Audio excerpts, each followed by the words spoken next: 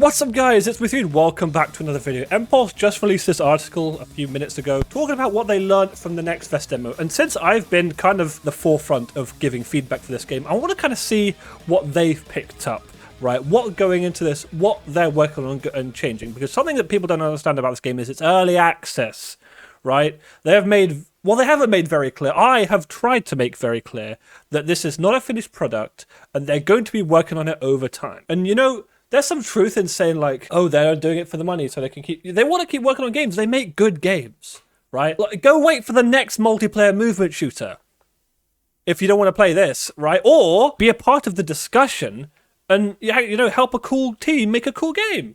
Anyway, that's whatever. Oh, that's a spoiler. I'm taking these off because it's going to not help me speak. The demo was our first chance to put Empulse in your hands at scale, and you showed up. Thousands of you filled out our survey, started Discord threads, and gave feedback via X, Reddit, and videos. That kind of response is exactly what makes building Empulse in the open possible. We also hit 250,000 wishlists, which is an amazing milestone. Thank you all. That's good. Good job, guys. What the survey told us. The demo averaged an 8.1 out of 10 on the fun in the survey. And like, I get that, right? Because hopefully what they understand about the survey is the kind of people taking the time to fill out a survey are not your casual audience, right? They want quality, right? Casuals want fun. And the kind of people who are going to be filling out a survey, they want quality. And Empulse is a quality game. The movement's fluid, it's polished, it's fun, it's not perfect, but you know, it's fine. But it's definitely good, and I think 8.1 is a fair score. Even though in terms of general audience reception, I think it's a bit high to what other people think, you know, collectively. But 8.1 on the scale for the kind of people who filled in the article, I think I gave it a 7 or 8. It might have been a 7, but yeah. People like the game, even though the thousands of people filling in an article is not going to be representative of everyone who played the game, right? Obviously. So that's just something you need to take. Hopefully that's something they understand, because, you know, 250,000 wishlists and like a few thousand people doing the form, that's completely different things. Favorite weapon, the modulator assault rifle. This is just because it's in the starting loadout. Even people who played like 1 or 2 games, they're going to be using that weapon and then they're going to dip, right? And that always, like in games where with unlocks or like starter options, the starter options are always going to be the most popular, and that's why that's something you kind of have to ignore when doing stats. You can't really use the entry-level players as part of the dataset because it doesn't really make sense. It just skews it. It doesn't tell you what's most popular, and that's kind of why balanced teams use the stats from high ranks, is because they can see very clearly what's best, because these are the kind of people who will be spending time planning, figuring out what's best, and so they will tell you what's best because they will be using it. In games where sort of there's a discrepancy, what people use at the highest level is very different to what people use at the middle to bottom level, you know, because it might be difficult or maybe there's strategies involved. But yeah, there's a lot of, as you can see, there's a lot of nuance to this, right? Which is why this stat is a bit meh. Least favorite weapon, the finale hammer. This isn't because of pick time or anything. This is just, this weapon needs a nerf and it got a nerf. It'll be way worse in early access. That's good. Good stuff. Favorite paint? Speed. We'll get on to this. I have been vindicated. Favorite modes? Upload and TDM. I don't know what that means. I think that's just what people queued. TDM is meh. TDM is not really for me, but you know, it's TDM. It's gonna be popular. If you just want to turn your brain off and shoot, that's fine. But I like to think. Favorite map? Elevation. It's not the worst, but it's not the best. It's one of the maps that's too small, I think. A lot of the maps I think are too small. There's Elevation and there's Plaza, I think it's called. That is easily the worst map in the game. It feels big, like grand scale, because you know you've got big buildings everywhere, but that map is tiny. It's claustrophobic as hell. I don't like that map. My favorite is definitely Refinery. Although there's Drainage, which is coming in early access. We'll see how much I like that one, because apparently people love that one as well. Biggest art note, the character art style needs more personality. Now, if you didn't do the form, there was like a whole page about the art style, because, you know, they've been getting feedback about that. Character art, I agree with, although I think there's a bigger problem, which is just characters. It's not just character art style, I think. There's how the character looks, sure, that's fine, and the characters look functional, but you look at them and you think nothing. That's kind of the whole point, what people are saying about the art style being bleh. Or I guess that's a technical term. Not just character art style, what they wear, the colours they have, it's character. And you don't get that in any of the characters so far, even the Titans. There's no real character. The character art style has to be there because it's a character that you can see with your eyes and it has to look like something, right? And that's mediocre. But the character is non-existent. And that's a problem I think they need to solve. After the art style, because, you know, the look of the game is important as well. It's also mediocre. Fix that first. But then you can start adding character, not just character art style, character. 7 minutes and I've barely touched it. Jesus. Biggest gameplay frustration fighting against mechs. I don't know what this means because people are saying mechs are pushovers, but this is like, are they annoying to fight? Are they really bad? Like, I don't know, man. What's your point here? Balance changes you will feel day one. The hammer was too strong. We are nerfing it for day one of early access. They're nerfing the hammer. We know this. We'll have to see how it plays, turning it into a 2-swing instead of a 1-swing. Here's the fun part. Speed paint was the obvious pick in almost every situation, and when everyone gravitates to one option, that is a balance problem. We have a small nerf for day one, and we will keep tuning it based on how it plays. I predicted this twice in my last video. Roll a clip. Now, removing speed paint, I think, would be a massive benefit to the game. It would slow people down. It would make the game less frantic. I think it would be a net positive. Because at the moment, it's a must pick, and I think you guys are going to see the 99% pick rate on in the stats when the game releases, and the game's been out for a month, and you're going to try and nerf speed paint and buff the other paints. It's never going to work.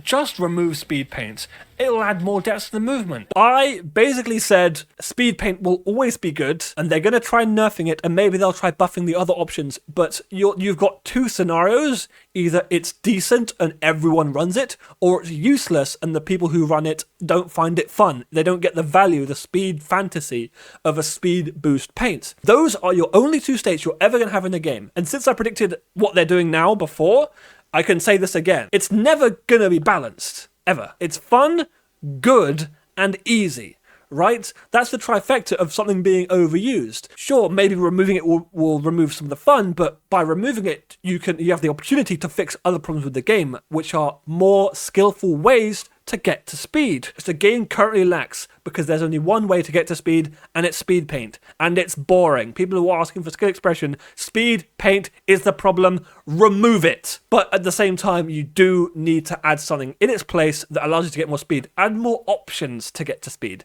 not just speed paint. That is a problem people have with the game, and removing speed paint is part of the solution, I think. Don't get in the cycle I warned you guys about in my last video, okay? Anyway, let's move on. The grapple hook is now slightly faster and holds on to more of your speed, so chaining movement feels as good as it should. Great. Perfect. I want to see how it feels in game, because the main use of the grapple hook is to get around corners. That feels like what it was designed for, and that was good, but at the end of the grapple you did lose too much speed, and I think this will probably make it feel a lot better while still keeping it in line with what it is designed for, and maybe making it a bit better in that regard. We are actively monitoring weapon balance, and we'll have more to share on that soon. Balancing is never finished, and we will keep adjusting as more of your feedback comes in. Weapon balance, apart from the shotgun one-shot, no, I think in a game like this, you have an opportunity to make no weapons one-shot. The shotgun one-shotting is not very fair, I think. It easily makes it the best weapon in the game. The DMR was I used it consistently, because not only was it actually good, but it was also a weapon I felt comfortable with. So hopefully they don't nerf it too much, even though it is very strong. But, you know, it's just a case of don't nerf what I like, right? That's the endless argument. That feels like you can boil down the entire balanced discussion in any game to don't nerf what I like. Or in the case of hero shooters, buff my main, nerf my counters, right? That's that kind of thing. So, you know, I like it, but if it needs a nerf, it needs a nerf. Giving the world more personality. This is great, right? They say here that they leaned on readability when making their maps, and that's fair enough, but I think the maps are flat and dull. I always found it weird in this game that the game was like really super punk, kind of, but there was no graffiti. Even the drainage map, which is like a prime graffiti spot, you would think. There was zero graffiti, and now you can see in this screenshot here, there's graffiti. Wow. Technological innovation. To tie it into the lore, you can have the different clans tag their like logo and stuff like across the maps, and you could color code that, and that can make for really interesting visuals. It would make world building better, it would make maps more visually interesting, it would give stakes and context to the fights that happen on these maps. You know, you got two sides, maybe that would be really cool. So while graffiti is a good step, I think you could take it further and actually lean into what is graffiti, what does it do, why do people do it, and you could use that for world building, not just character. Because I think adding graffiti, it definitely needed it, it's a good first step, but I think you could do more with it. And apart from that, the extra debris they added to the maps, the visual variation, instead of just having the standard flat assets they've added to this little corner of Plaza, 100% good, definitely, and I think the maps need more detail. This is the right step. Take it a bit further. You know, you're adding more graphics, and the game will look better as a result, but it needs more character and more world building. This isn't a step towards that.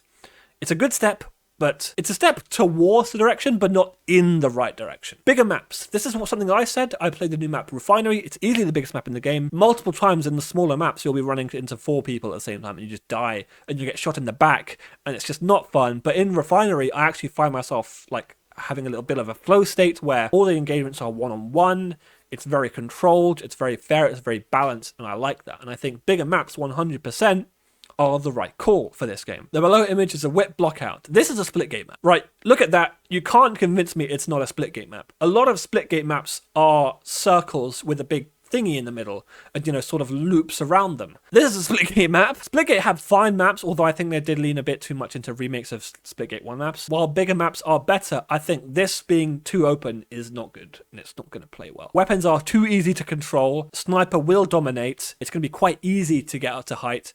And I think the large sightlines of an open map like this is going to be very exploitable. So we'll see how it plays. They're saying they're adding this to an experimental playtest in the coming weeks. So we'll get to play it before it like goes live or whatever. But, you know, I don't think the direction for this game is to make more open maps. ADS.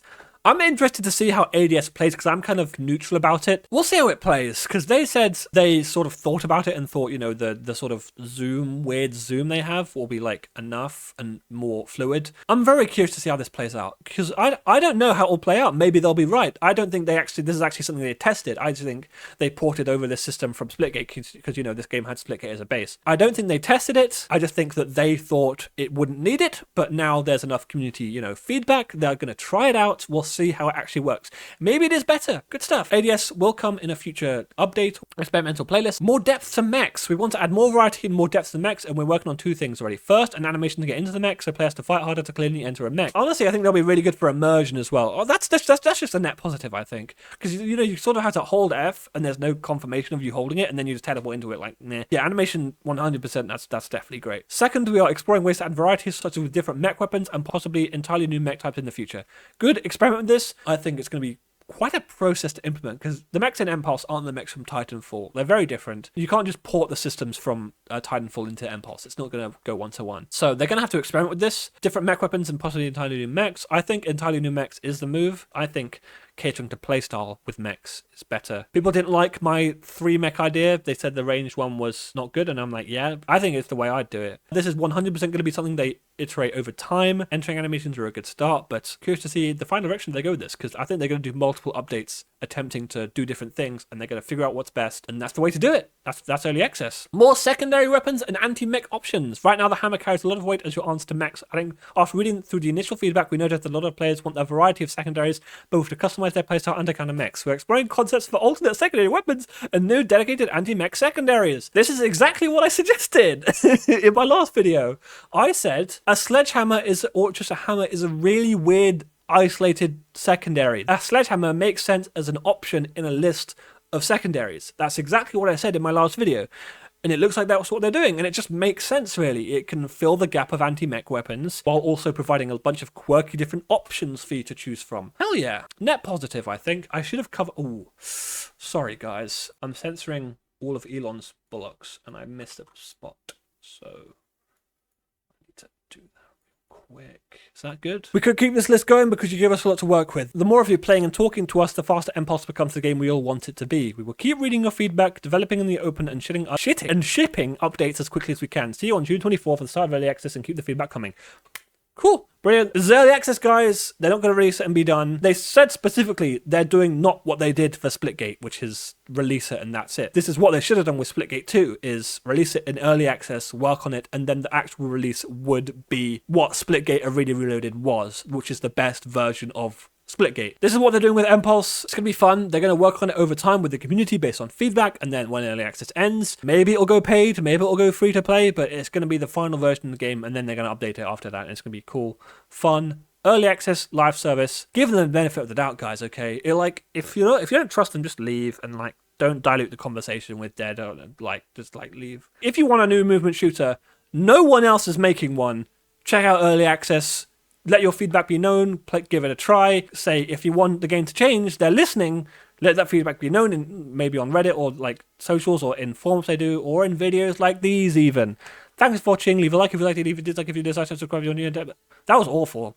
Let me try that again. Leave a like if you like this video. Leave a dislike if you dislike this video. Subscribe if you're new. And thanks for watching. Tap out. Peace. I'll probably see you next when the game launches. That'll be fun. Or in early access, I mean. Bye.